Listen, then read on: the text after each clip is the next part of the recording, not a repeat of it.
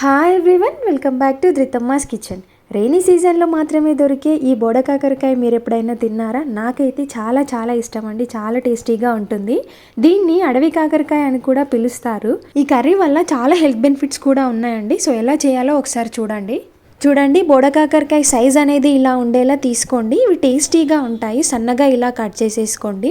గింజలు అస్సలు తీసేయకండి, అవి ఉంటేనే కర్రీ చాలా టేస్టీగా ఉంటుంది. స్టవ్ పైన ప్యాన్ని పెట్టేసి దాంట్లో 3 టేబుల్ స్పూన్ ఆయిల్ను పోసుకోండి. చిటికెడు ఆవాలు, జీలకర్ర, కొంచెం శనగపప్పు, సన్నగా కట్ చేసిన ఉల్లిగడ్డలను అండ్ కట్ చేసిన పచ్చిమిర్చిని వేసి ఒకసారి కలుపుకోండి. ఆనియన్స్ కొంచెం ఫ్రై అయ్యాక దాంట్లో కరివేపాకు అండ్ 1 టేబుల్ స్పూన్ అల్లం, చిటికెడు పసుపు వేసి ఒకసారి మొత్తం అంతా కలిసేలా కలుపుకోండి.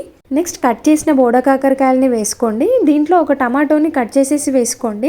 నెక్స్ట్ 2 టేబుల్ స్పూన్ కారం, రుచికి సరిపడా ఉప్పు, 1 టేబుల్ స్పూన్ ధనియాల పౌడర్ని వేసి మొత్తం అంతా కలిసేలా కలుపుకోండి. నెక్స్ట్ కొద్దిగా కొత్తిమీర వేసి మంటని సిమ్లో పెట్టేసి ఒక 10 మినిట్స్ మూత పెట్టేసి ఉడికించుకోండి. చూడండి ఇలా చక్కగా ఉడికిపోతుందండి. అంతే, చాలా సింపుల్గా టేస్టీగా చేసేసుకోవచ్చు. మీరు కూడా తప్పకుండా ట్రై చేయండి. అండ్ రెసిపీ కనుక మీకు నచ్చితే ప్లీజ్ నా ఛానల్ని సబ్స్క్రైబ్ చేసుకోండి. Thank you.